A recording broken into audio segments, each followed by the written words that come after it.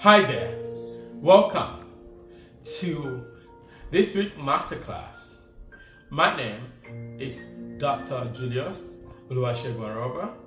I'm the mind, wealth, coach, surgeon. In this masterclass for this week or this episode, we're going to be looking at the role of core value in wealth building. The role of core values in wealth building. Every family that you know, that I know, they have different values. You might come from a home where the values are quite different from your set. Whether consciously or unconsciously, these values actually define the family you're from. And when we're talking about this role, it comes to what I say, the family value and wealth DNA.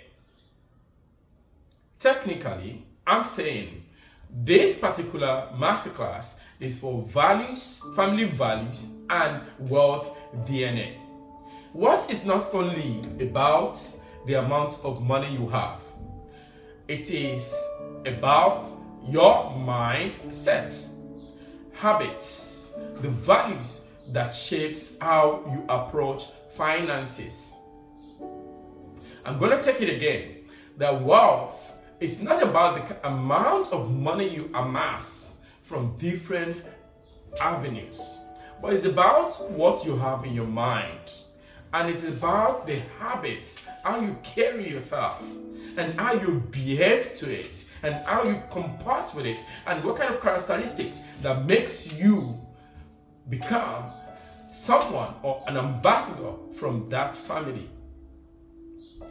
Much like in this day and age, DNA is another way that people always used to be able to prove the family values. And they're being passed down from generation to generations. And these core values, what they do when you are on the mission to build wealth, they influences how your future generations become and how they manage money, how they build wealth. And also, if you don't understand the role of prosperity in their lives, you will not be able to know how it is meant to be and how to glue them things together. But just as physical DNA, from the hospital, you go to hospital, you want to be able to determine what kind of DNA or what family or who get back to you or what kind of blood genealogy you are from. You'll be able to see that DNA actually form what I call is influence by the environment and choices that we make. So too is our wealth. And DNA are the principles and beliefs and guidelines the family actually follow to be able to amass and put their businesses together. Just like this day and age, if you go to America, if you want to be able to relocate to America, they have to do what I call a DNA test. Why are they ascertaining that? It's because they want to be able to see if truly the family you claim that this kid belongs to or you belongs to. They want to be able to establish it by your blood. They do that blood test to be able to determine your DNA. If you're on a mission to be able to create wealth, you've got to examine how these core values as an operating system within your family or genealogy where you're from to create a financial freedom and how you can actively cultivate some of this identity and transmit them to generations that's going to become. Now, as a DNA person or an entrepreneur who is building a DNA business, you've got to start looking for what kind of core values affect your businesses as an entrepreneur. How can you actually be able to be of positive values and positive norms within your organization as an individual or as an organization? Every family sets out core value, whether consciously or unconsciously. Sometimes it's actually inherited through traditions. I don't know what tradition you come from, but I want to tell you that wealth DNA is actually very important. The question here is, do you know what DNA you carry? These values function as the mind, the brain, about how you are able to add those core values and press it down to your team and your entrepreneurs or your team members or your family members or your children. And this also is what I call, these values actually help you quietly influencing what you do in terms of that value, in terms of decision you make and the kind of mindset you have around money, and also in terms of investment, in terms of career, and in life choices. There are some families that they can't get married to a wealthy person. There are some families that will say, I have to marry from a particular family. And there's some family that tells you, or as an entrepreneur, you want to be able to look for who is going to complement you as a life partner. Because your life partner can either make you or mar you on the journey of amassing and creating an influential wealth. Because remember, your partner, when you guys meet together, you create what I call offspring or generations. And these generations are those that are going to be able to carry on the kind of principles, values, belief, tradition, religion, and so on and so forth as part of that. Do you now agree with me that as an individual or as an organization, you've got to know what you set out to be for your organization and individual DNA, what I call a family core DNA. Sometimes you might recognize that values of hard work in your family or the importance of generosity and philanthropy does not actually amount to what you do. Maybe saving, for example, or being financially prudent have always been seen as a virtue in so many households in Africa and within the Caucasians and Hispanics and so on and so forth. These values are not just abstract concepts. They play a very important role in your family. An ability to be able to accumulate wealth is also very, very important. Now, a lot of people, we've been talking from our master classes in different areas, in different segmentations, about what you could do to be able to create this family DNA of wealth. We talked about the saving culture in one of our master classes. If you've not been in class, I will encourage you to go through some of the master classes and some of the episodes we've had in the past about saving culture, investment culture, and the various ventures of how you can actually increase your core value as an entrepreneur that's on a journey to create wealth. For a family who wants to be able to create wealth for generations, you must be thinking about system.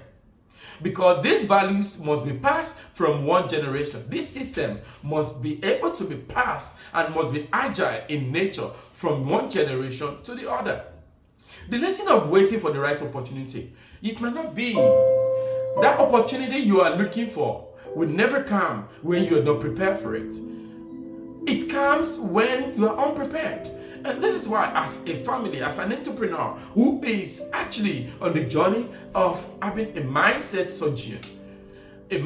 surgery, you've got to start thinking of from one generation to the other. If you are building a business, don't build a business that's only going to be for just yourself alone. And when you pass away, who are you going to pass that business to?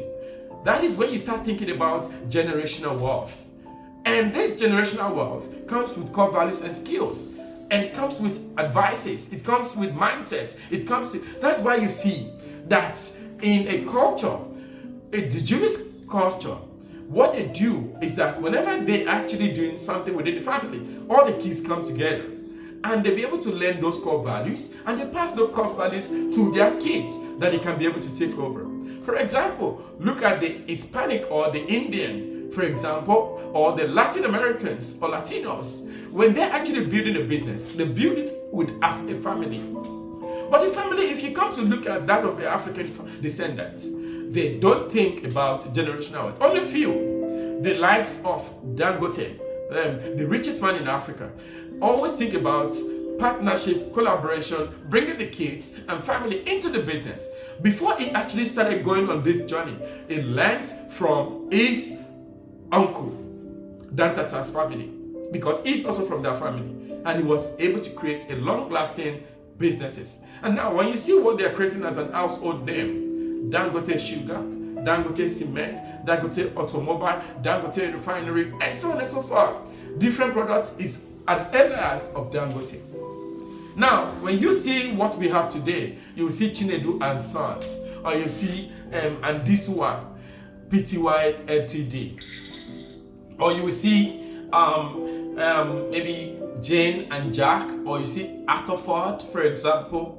Now, those are household names, but they look at system. If you want to be able to create wealth, you've got to think of an autonomous system that is tweakable, that is agile, that can be improved. Because when you have a system in place, you have opportunity to be able to recruit the poor to work for you. Now you're building a business. I don't know how long you've been building that business. What are the core values and the DNA you've learned and principles from your family? Are they those that only consume without creating or without thinking of a long-term goals? Many wealthy families attribute their success not only to one lucky investment or discovery, but to a steady, consistent application of their core values. These values serve as the family foundation for every financial decision. A family value, education, for example, financial literacy is very important, and we actually talk about financial literacies. Now, there are a lot of questions you can actually ask yourself. For example, it's more likely to make intelligent decisions about wealth building strategies. When you have a financial literacy, you can be able to create wealth because you already have the right mindset in creating wealth. Now, every wealth that is actually created or any money that is gotten without the right knowledge, that person is just a fluke, or those individuals are just going to be a fluke. And if you don't grow up, if you jump up, you will fall down. But if you grow up steadily, you can be able to maintain your steadiness.